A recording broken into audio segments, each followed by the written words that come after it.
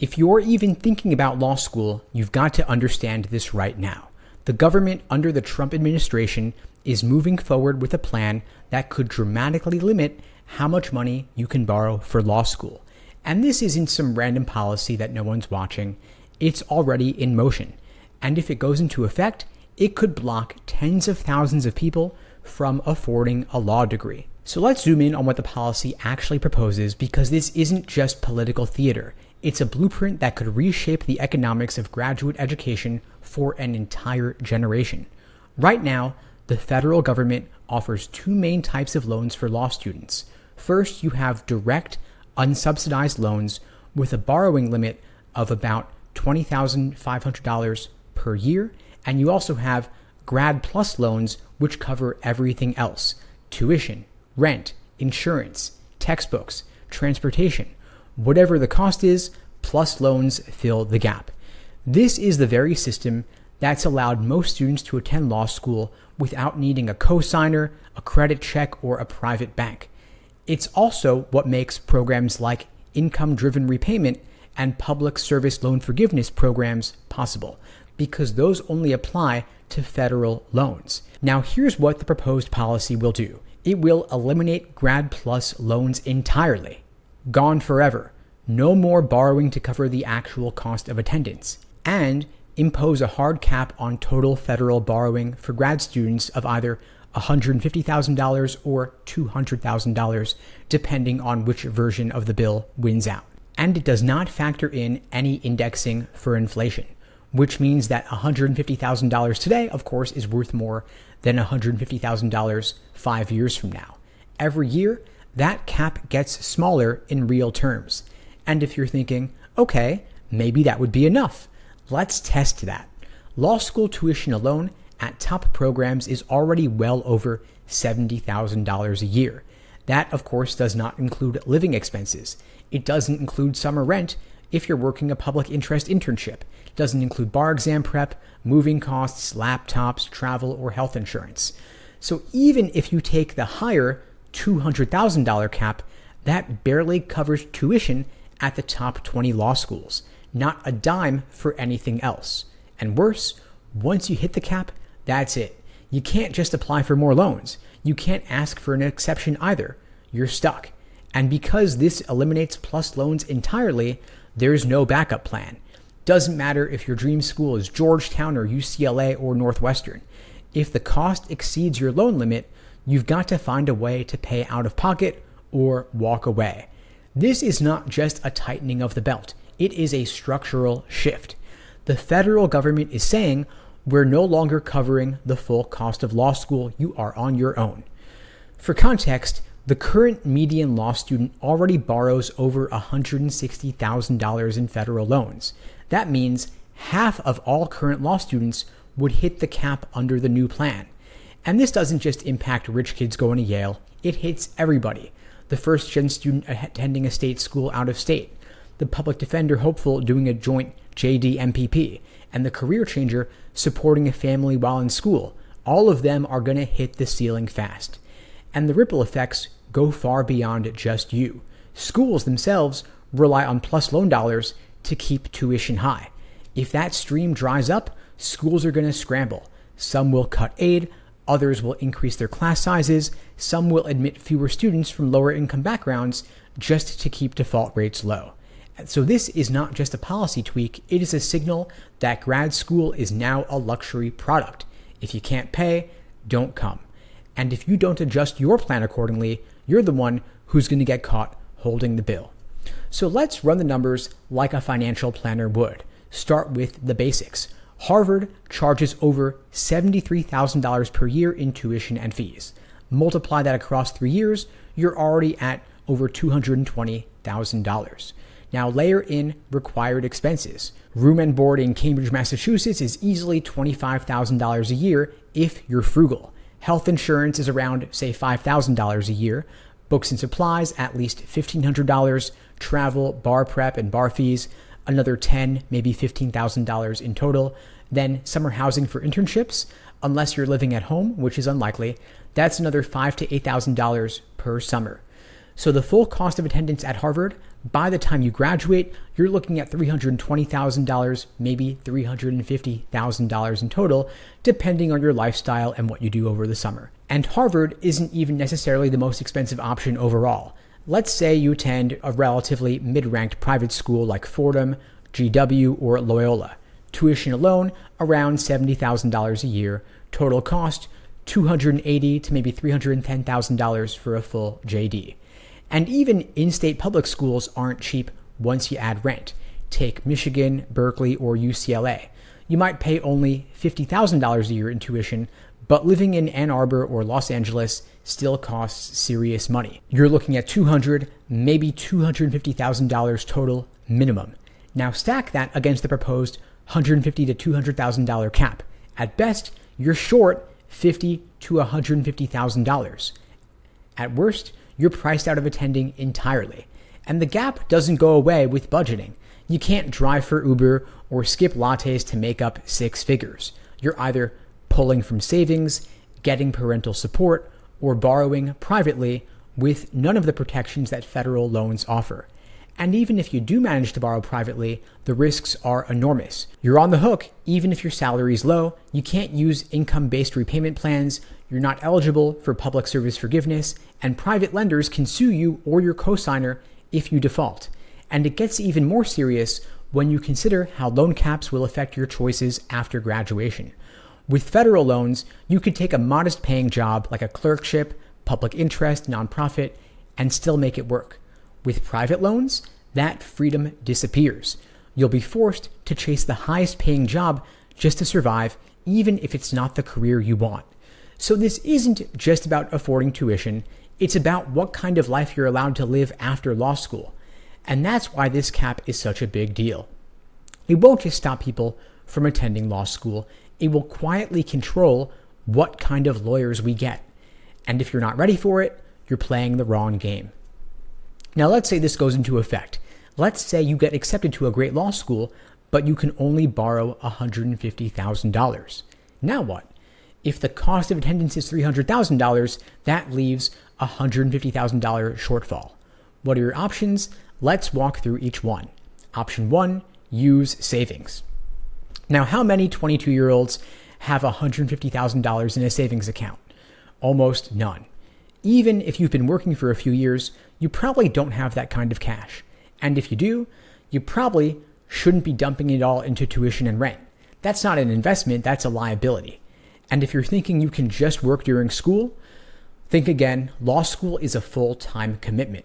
1L here alone feels like a mental boot camp.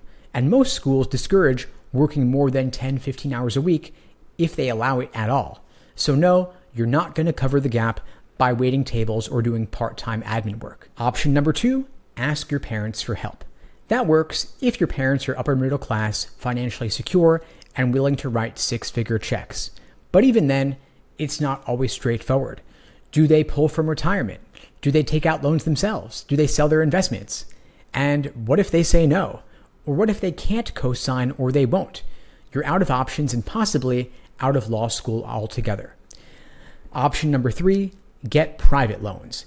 And this is where most students end up, and on the surface it looks fine. You go to a bank or a private lender, they look at your credit score, your income, which is probably 0, and your co-signer's financial history. Then they offer you a loan with terms that sound okay until you read the fine print. They have higher interest rates than federal loans, no forgiveness programs, no income-based repayment, no deferment or forbearance during tough times, and no bankruptcy discharge ever.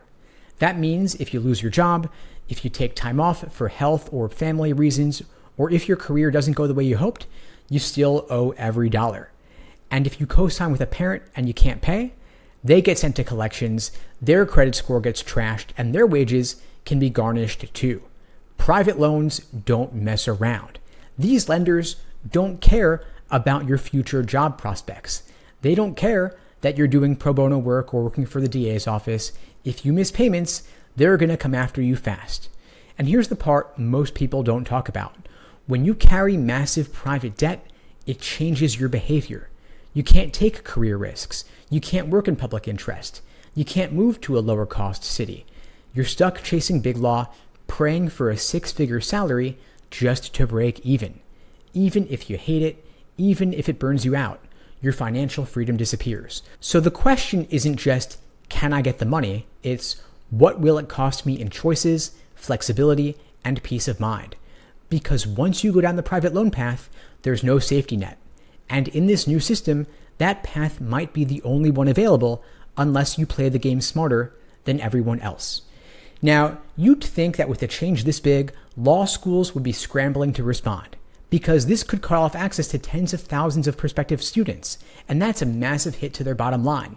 So you'd think they're preparing, but they are not. Most law schools are still acting like nothing's happening, that it's business as usual. They are still, believe it or not, raising tuition. Even as the federal government threatens to cap loans, many schools are quietly bumping tuition up 3 to 5% per year. Why? Because they can, and because they think you're going to find a way to pay. They're assuming you'll either take out private loans, get help from your family, or just figure it out. That has been their model for decades, and it's worked for them so far, so why would they change? They have not restructured financial aid. Most of them still offer merit scholarships like it's 2012. A few thousand here, a partial ride there, and the occasional full ride scholarship for an applicant with a top LSAT score. But they have not built financial aid systems that anticipate this loan cap. They're not asking, what happens if students can't borrow enough to attend? Or how do we ensure access for low-income applicants? Or should we cut non-essential costs? Those conversations are not happening at scale. There is no coordinated response, no national plan, no shared vision to keep legal education accessible. Their strategy, believe it or not, is still wait and see. Behind closed doors, of course, some deans are nervous. They know this could be a disaster for their enrollment numbers. But instead of acting, many schools are choosing to delay decisions until it actually goes into effect. They're hoping it might get watered down or blocked or pushed back to next year. In other words, they're gambling, and you're the one who will have to pay the price if they're wrong. They are betting on you to make it work. Law schools operate on a simple assumption. If someone wants to go badly enough, they'll find a way to make it work. That's why you see schools offering admitted student weekends with free tote bags, but no changes to tuition or loan counseling. They'll smile for the brochure, of course, but they're not going to walk you through a detailed plan to afford 3 years of tuition without Grad Plus loans. They expect you to show up with the money or take on whatever debt it takes to get there. That's the quiet truth nobody at these schools will say out loud. And that is how we got here. This passive, student figures it out model is exactly why law school costs have exploded over the past few decades. No one has ever stopped the cycle. No one's ever asked, can our students actually afford this? Because there has always been another loan to take out, another way to defer the consequences. But once this cap hits, that safety valve disappears. Students cannot keep absorbing the risk, and private loans will not safely fill the gap. Schools are not going to change fast enough, which means the burden falls once again on you. You're the one who has to be proactive and plan ahead and protect yourself, because the schools are not coming to save you. Now, when federal loan money dries up, law schools are going to need something to keep their enrollment numbers up, but it's not going to be by cutting tuition overnight. They're going to use merit scholarships. And the biggest driver of merit scholarships is your LSAT score. And this isn't just speculation, it's already how the game works. Law schools use the LSAT to protect their rankings. The US News formula is brutally simple: LSAT, GPA, selectivity, and employment outcomes. Your LSAT score doesn't just help you, it helps them. That means schools are financially incentivized to pay you through scholarships to get your LSAT score on their class profile. So if you've got a high LSAT, you're not just a strong applicant, you actually become a recruiting asset. Schools will compete for you. They'll throw money at you. And in a post-loan cap world, that trend will only accelerate. Now here's how the numbers actually break down. Let's say you're applying to a school where the median LSAT is 160. If you score 155, you might get in, but you'll pay full price. If you score 160 and you'll blend in, maybe getting a few $1,000s in financial aid. If you score 165, you jump to the top 25%, and suddenly you're getting $20,000, $30,000 a year. If you score 170 or above, you could be looking at a full ride. So this is real money. A 5-point improvement on your LSAT score could mean $60,000 to $150,000 in scholarship money. That's money you don't have to borrow, don't have to repay, and don't have to worry about defaulting on. And we're not just talking T14s here. Mid-ranked schools are under even more pressure to chase high scorers because they don't have a brand name to fall back on. You could get a full ride from a school ranked 40th that charges $70,000 a year just because you scored a 172. So if you're trying to protect your financial future, the LSAT is no longer just a test. It is your scholarship money generator. So what does that mean for you today? It means every hour you spend studying for the LSAT isn't just about admissions. It's about building financial leverage. It's the one thing in this whole process you still control. You can't control tuition, Congress, or loan policy, but you can control how you prepare. You can improve your LSAT score, and you can turn that score into real money. Not hypothetical money, not maybe I'll get a few grand, but real life-changing, debt-saving money. So while everyone else is whining about how unfair the changes are, or hoping their school steps up with more aid, you'll be building your own advantage one LSAT practice test at a time. Now, if this loan cap becomes law, and every signal says it will, you're going to see two groups of law school applicants. The ones who saw it coming and adapted, and the ones who didn't and got steamrolled. Imagine that you crushed your apps, you got into your dream school, and you were thrilled about it, but then the financial aid letter comes. Federal loans cover $150,000, but the full cost of attendance is $300,000. That leaves a 50% gap of $150,000. So you panic. You scramble for private lenders. You call your parents, and you start calculating how many credit cards you can max out. Suddenly, what should be a happy milestone turns into a stress spiral. You'd be forced to take on private debt just to stay in the game. At that point, your choices are limited. You either turn down the offer you worked years to earn, or you say yes and sign up for a mountain of high-risk, high-interest private debt. And that's where things start to compound in the wrong direction. That job you wanted in public interest is off the table. That judicial clerkship doesn't pay enough money, and the freedom to build your own path after graduation is gone. You're locked into one path, big law or bust. And even then, you'll spend 5-10 years clawing your way out of debt instead of building wealth. And if you don't get private loans, you're boxed out completely. Let's say you can't get approved, or you don't have a cosigner, or the math just doesn't work. Then what? You delay a year, you downshift to a school you don't want, or you give up altogether. Now let's be clear. This policy will quietly shut out thousands of qualified applicants who didn't prepare. Not because they weren't smart, not because they weren't hardworking, but because they didn't know the system was changing until it was too late. And of course, this is not going to affect everyone equally. If you come from money, you're going to be fine. If your parents can cut a check for your tuition, you will glide right through. But if you're first gen, if your family isn't rich, if you're coming to law as a second career, you're the one who's going to get squeezed. This bill doesn't just make law school more expensive, it makes it more exclusive. It rewards those who have wealth and access and punishes those without it. It's going to reduce diversity in the profession, it's going to choke off opportunity, and it's going to widen the gap between those who can become lawyers and those who should. Most people won't realize this is happening until the doors are already closing. But this doesn't have to be your story. If you're watching this now, you're ahead of 90% of applicants. You've got time to plan, to prepare, and to build a strategy that works in the world we're moving into, not the one we're leaving behind. But only if you act like it. So it's time to stop reacting and start planning. The loan cap is coming. Whether it goes into effect this year or next, it's not going away. And the people who win in this new system aren't the ones who complain the loudest, they're the ones who plan ahead. So here is exactly what to do step by step to protect yourself and still come out ahead. Step 1, assume the loan cap is real right now. Don't wait for the mainstream media to break the news. Don't wait for your law school to send you an email. Start operating like you're only going to be allowed to borrow $150,000, $200,000 max. Not maybe, not unless they change it. Plan like this is already the law. When you build your financial plan around that number, everything else becomes clearer. What schools to apply to, how much LSAT prep matters, how to position your application, and how aggressive you need to be with scholarships. Step 2, build a financial gap plan.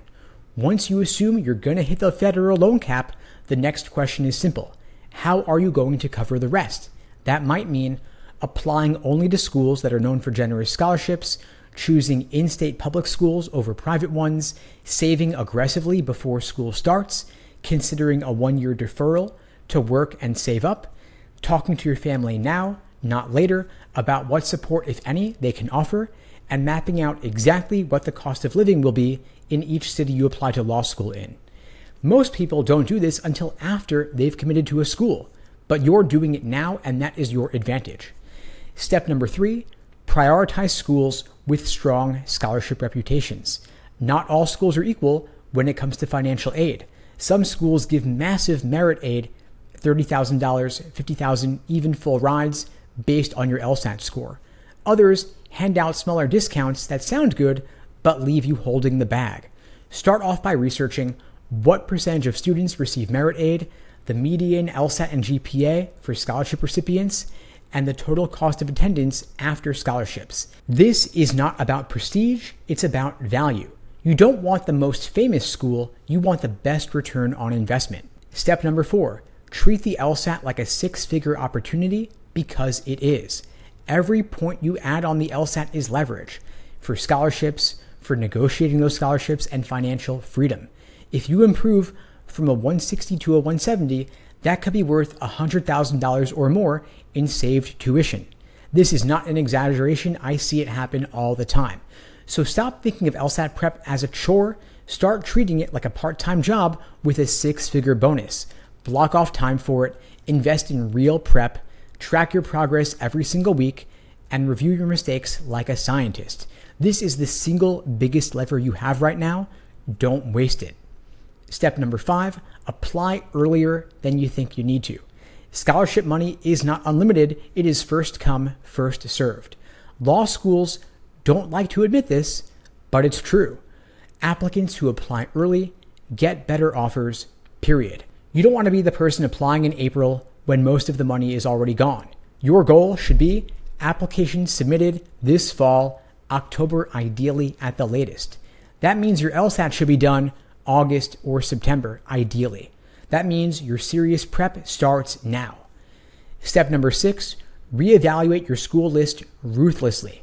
If your dream school is a $90,000 a year private program in a high-cost city, and you're assuming you'll just figure it out later, you're playing with fire. That might have worked 5-10 years ago, but not anymore. Start adding schools to your list that offer strong merit aid, low in-state tuition, reasonable living costs, and high bar passage and employment rates. Look at schools in Texas, Georgia, North Carolina, Arizona, places that might fly under the radar, but can offer huge value. This is not about settling, it's about optimizing for long-term ROI. Step number 7, talk to real students and ask real questions. Don't rely on glossy marketing brochures or school websites. Talk to current law students. Ask them, how much debt are you on track to graduate with? What kind of scholarships did you get? Would you choose this school again, knowing what you know now? You will learn more from 3 honest, real conversations than from 50 threads on Reddit. Step number 8, factor in the cost of living ruthlessly. People obsess over tuition, but forget all about rent.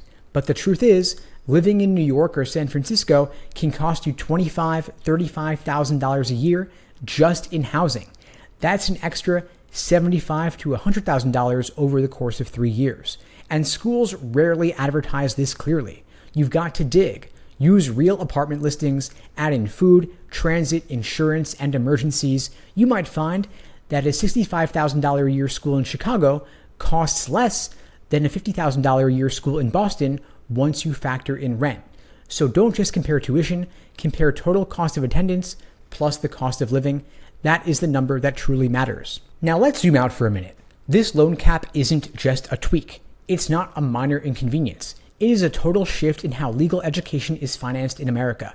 For the last few decades, law school operated on one simple assumption. If you got in, the government would cover the bill. Didn't matter if it was Harvard or a Tier 4 school charging $60,000 a year in a strip mall. If you got accepted, you could borrow the full cost, no questions asked. That era is over. Now we are entering a new reality where you can't borrow whatever you need, you do have a hard ceiling, and schools are not going to save you. Law school is still accessible, but only if you are prepared. If you walk into this clueless, you're going to lose. If you assume you'll figure it out later, you'll lose. If you apply late, ignore the LSAT, or don't run the numbers, you're going to lose. But if you plan ahead, if you build your budget around the new rules, if you take the LSAT seriously and use it as leverage, if you apply early, position yourself well, and negotiate hard, you're going to win. You'll graduate with less debt, more options, and way more financial flexibility. You will have the freedom to choose your path rather than being trapped by it. You could take a clerkship. You can work in government or public interest. You can launch a niche practice, start your own firm, or even take a sabbatical. Why? Because you're not buried under a mountain of high-interest private loans with no escape hatch. You're in control, and that is the goal here. Not just getting into law school, but getting out of it with power. Too many people focus on getting in, but the smart ones focus on getting out, graduating with freedom, flexibility, and a financial future they actually want. So yes, this new policy is real, and yes, it is scary, but it's also the ultimate tool for gaining clarity. It forces you to stop playing defense, to stop putting things off, to stop relying on the old system to carry you. And once you do, you stop being the victim of a policy change and start becoming the person who beats the system at its own game. And yes, this is a new game where you learn the rules or you get left behind. You either adapt or you drown, that's it.